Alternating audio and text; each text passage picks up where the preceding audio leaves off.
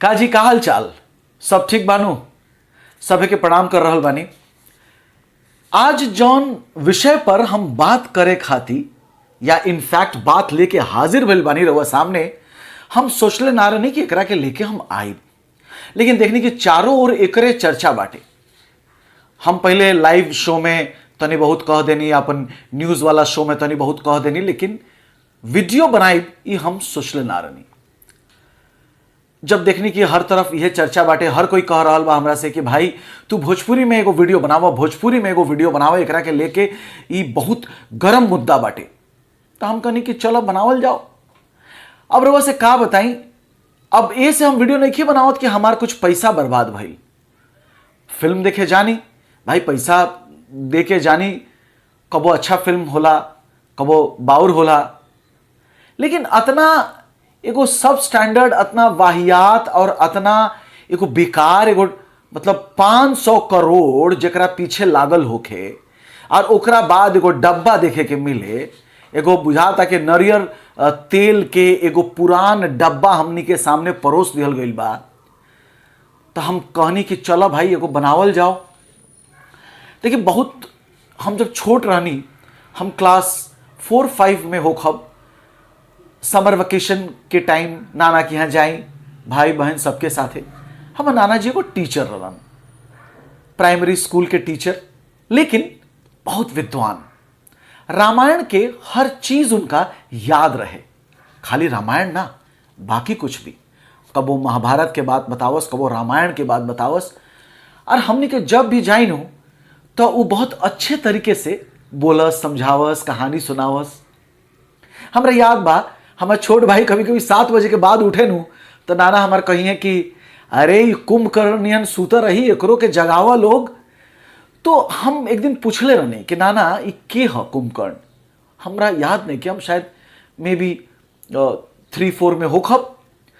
तो नाना जी कहानी सुनावस कुंभकर्ण के, रावण के, राम लक्ष्मण सीता जी, तो बहुत कुछ, सबरी बहुत कुछ बतावस, मेघनाथ, सूर्पनखा के रहे, मंदोदरी, सब कुछ बतावस, हनुमान जी, और चौपाई वगैरह भी गा के सुनावस हमने के।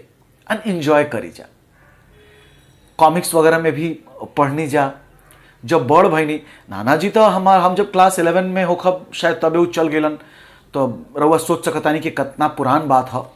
लेकिन आज भी रामायण वगैरह हमने के दिल में एगो खास जगह पे बाटे। काजी मानता नहीं बात के रउआ। अब ई बताई कि रउआ हई जौन फिल्म आइल ह आदि पुरुष, एकर कैंपेन कि राम कथा हुई हॉल में, सब लोग आई देखे, और एगो जहां राम कथा हुई तो ओइजा हनुमान जी तो अबे करिए, तो जहां राम जी आई हैं वही हनुमान जी आई हैं, ना हो ना सके तो ऐसे एगो सीट खाली रही। भाई राम जी खातिर हनुमान जी आइल बड़न। हम सोचनी कि चलो ठीक बा भाई, मॉडर्न जमाना है, मॉडर्न तरीका से कैंपेन कल जा रहा बा, ये सब तक यहाँ तक तो एक्सेप्टेड बाटे, ये चलो होखी। लेकिन हम जब पिक्चर देखनी नु फर्स्ट हाफ में जब नहीं रहा, तब वो हमारा बुझाइल कि चलो ठीक बाटे, कुछ शायद तनी मॉडर्न तरीके से अडाप्ट कल गई बा रामायण के, दिखावे के कोशिश कर रहा बा लोग। लेकिन सेकेंड हाफ डिजास्ट्रस। देखिए रिव्यू करे खातिर केहू पेड रिव्यू भी आजकल होला। अब इतना साल हो गए मीडिया में हमरा, हम बड़ा अच्छे तरीके से जाने नहीं कि कौन पेड रिव्यू होला और कौन ऑनेस्टी के साथ लिखल गई बा। जे ऑनेस्टी से लिखले बा उ तो ई फिल्म के 1 दी 1.5 दी, उससे ज्यादा ना दी 5 में। आज जे पैसा लेके लिखले बा उ तो 3, 4, 5 में 5 भी दे सकता, ओकर कोनो बातें नहीं खे। हम डायलॉग सुन के दंग रह गई नहीं। हम सोचले रहनी, एक बार एगो शो के बात भई रहे तो कि मनोज आवतारन, मनोज मुंतशिर शुक्ला जी, तो हमारा डेट क्लैश कर गए रहे। तो हमरा बड़ा अफसोस भई रहे, इतना टैलेंटेड एगो कलाकार के साथ, एगो कवि के साथ मंच शेयर करे ना मिलल हमरा। हम मतलब घरे भी आके नू हम बोले रहनी, धत तेरी कि हम शो ले बानी, अब कैसे होखी का होखी, हमरा मनोज जी के साथे शो करे के मौका ना मिलल। हम जानता नहीं बिलीव मी, भगवान कसम हम कहता नहीं, हे भगवान शायद रहुआ इहे चाहत होखब, यही से हमरा उ शो करे ना मिलल। उ डायलॉग लिखले बड़ाउन, माने जलेगी लंका कर देंगे और का हमरा तो हम नो तनी एगो कागज लेके बैठल बनी रहा सामने कि मतलब तेरे बाप की जलेगी, बुआ का बागीचा समझाए क्या जो हवा खाने चला आया, कपड़ा तेरे बाप का, तेल तेरे बाप का, आग तेरे बाप की और जलेगी भी तेरे बाप की। हनुमान जी कह रहल बाड़न।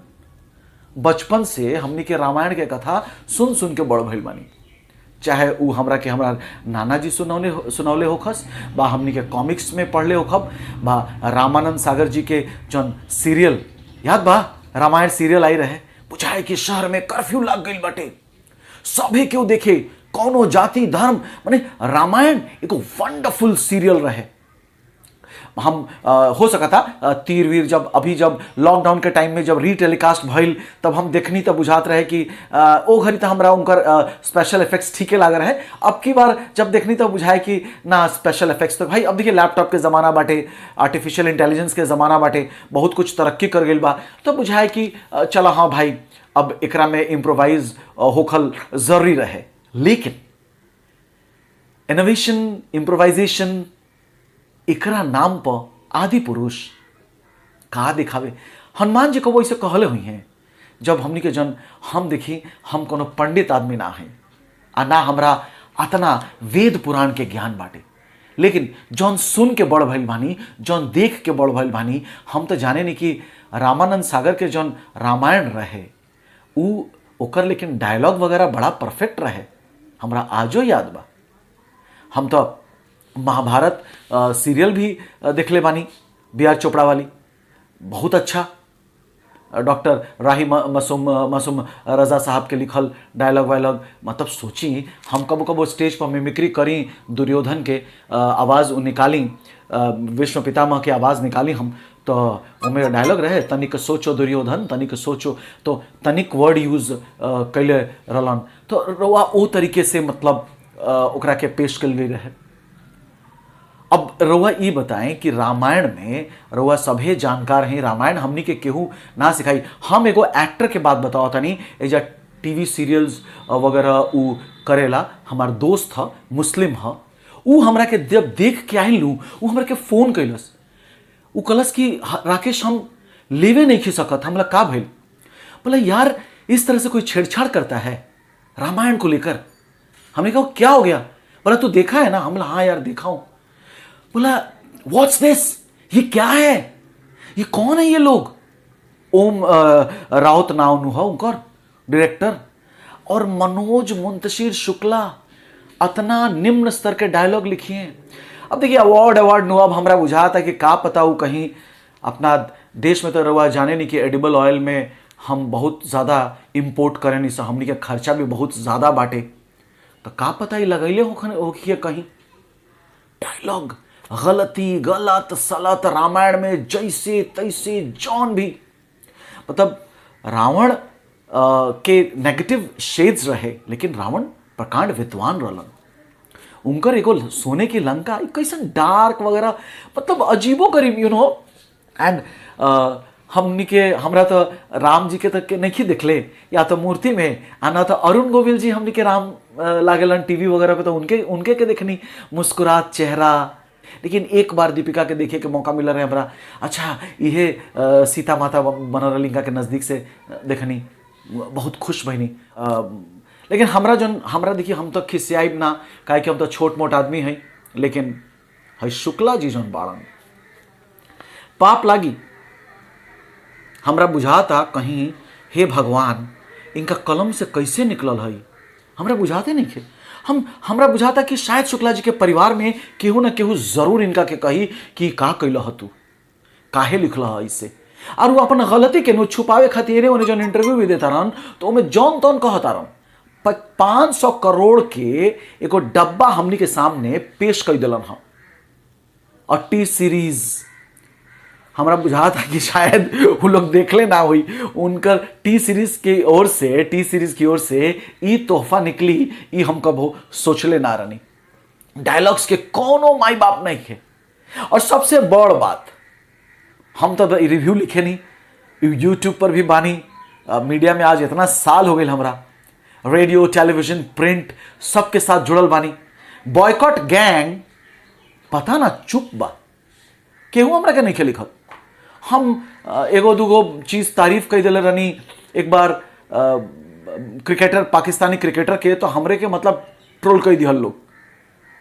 मतलब एगो जस्ट लिख दिले रहनी कि wonderful innings played by Babar Azam, बस हमार तो हो गई बहुत गाली गलौज।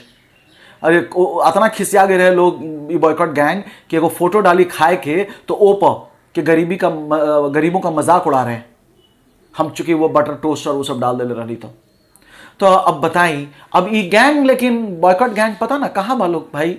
तू लोग नहीं खा देख ले फिल्मवा ना कि पैसा वैसा खत्म हो गई, खर्चा वर्चा सब खत्म कर दिला लोग। देख लो लोग जाके, तू लोग के तो बहुत पहुंच बाटे, कहीं ना कहीं से शुक्ला जी भा राउत साहब ये सब रवा के दिखाइए दी है पिक्चर। OTT प्लेटफॉर्म पर भी आइए जाई फिल्मवा, शायद जहाँ तक बुझाता कि नेटफ्लिक्स पर आई भाई। मतलब का मतलब गलती अगर हम गिनब नू तो 50 गो ना, 100 गो ना, हजारों गलती मिली। रामायण के मतलब इतना गंदा तरीके से पेश करी है जहाँ हम सोच नहीं सकत। हालांकि लखनऊ के जन हजरतगंज कोतवाली बिहार ओइजा FIR भइल बा, एंड FIR अखिल भारतीय हिंदू महासभा के लोग कैलन बाड़न जा। अब भाई हिंदू सेंटिमेंट्स के साथ खिलवाड़ भइल बा भाई। हमरा याद बा हम लोग बचपन में रामलीला भी देखले बानी, एंड शहर कोलकाता में भी देखले बानी। हम अपना गाँव गई बानी सोनबरसा बलिया, ओइजो देखले बानी रामलीला। लेकिन एंड कौनो गलत ना दिखावे, कौनो फालतू के फुहड़ता ना रहे ओमे। बड़ा अच्छा लगे, नीक लगे कि अच्छा रामलीला देखब। मतलब हमार ऐसा कई बार भइल बा कि गांव पर रामलीला होता था, वही टाइम पे हम लोग गइल बानी छुट्टी में, एंड रामलीला होता और हम पहुंचल बानी उस शामियाना नियन बनल बीच पे राउंड स्टेज, बड़ा निमन लागे।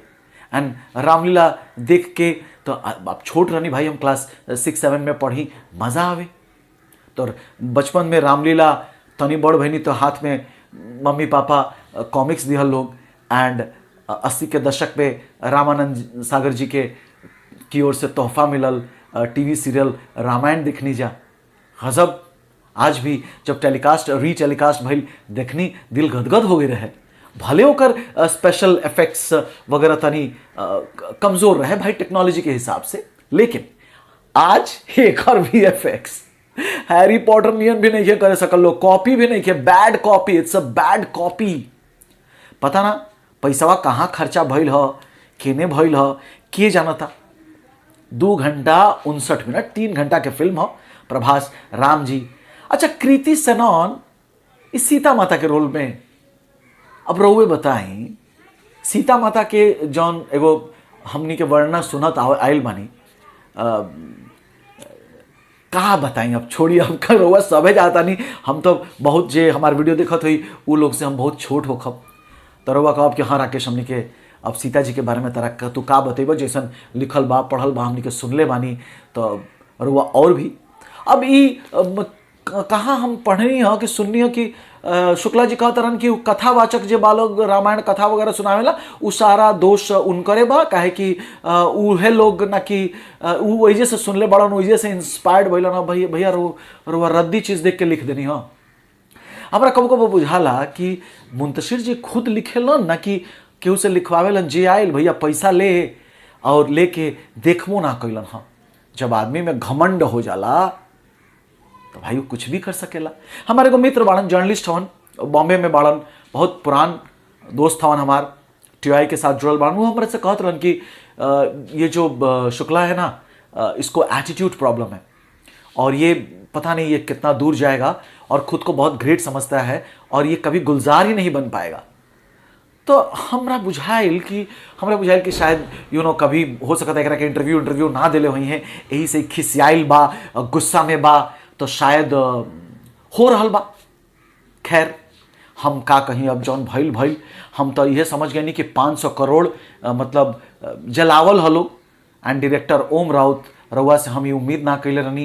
एंड मुंतशिर मनोज बाबू शुक्ला जी धन्य हो, रउआ पूरा नाम डुबैले बानी। रामायण के ए तरीके से रउआ बिगाड़ब हम सोच नहीं सकत। मतलब का कहीं, अब एकरा आगे कुछ कहे के नहीं खे। मतलब फिल्म वगैरह 3D में बनल, हिंदी तेलुगु डब्ड वर्जन भी आइल बा, पर मॉडर्न लुक देवे के चक्कर में रउआ का देखैनी भाई। अब हाँ, एगो इहो उठल है कि मनोज माफ़ी मंगिए, मनोज माफ़ी मंगिए। ये घमंडी आदमी माफ़ी मंगिए कि ना हम नहीं जानता, हम उनका के पर्सनली ना चिन्हे नहीं। खैर, हमरा आज तक अफसोस रहे कि मनोज जी शहर में अलन, हमरा शो करे के मौका मिलल, डेट की वजह से हम ना करे सकनी, लेकिन अब कोनो अफसोस हमरा नहीं खे, एकदम नहीं खे।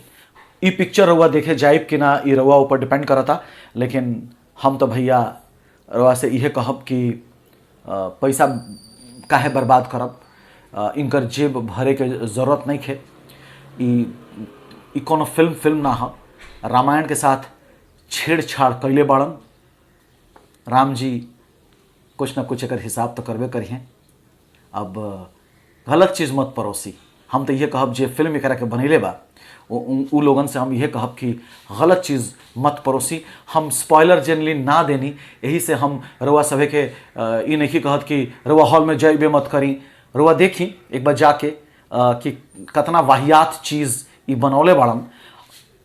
हम तो बॉयकॉट गैंग से ये कहब कि भैया फिल्म ना देखबो लोग, एक बार देख ला लोग, देखला के बाद बतावा लोग, कम से कम कुछ तो कह लोग कि भाई निमन बा, बाउर बा, कुछ तो कह लोग, ना तो आदमी का कही रुआ सभे के बारे में।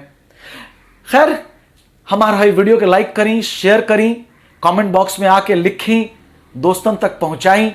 हम यूट्यूब पर बानी, फेसबुक पर बानी, हर जगह रुआ से बात होखत रही।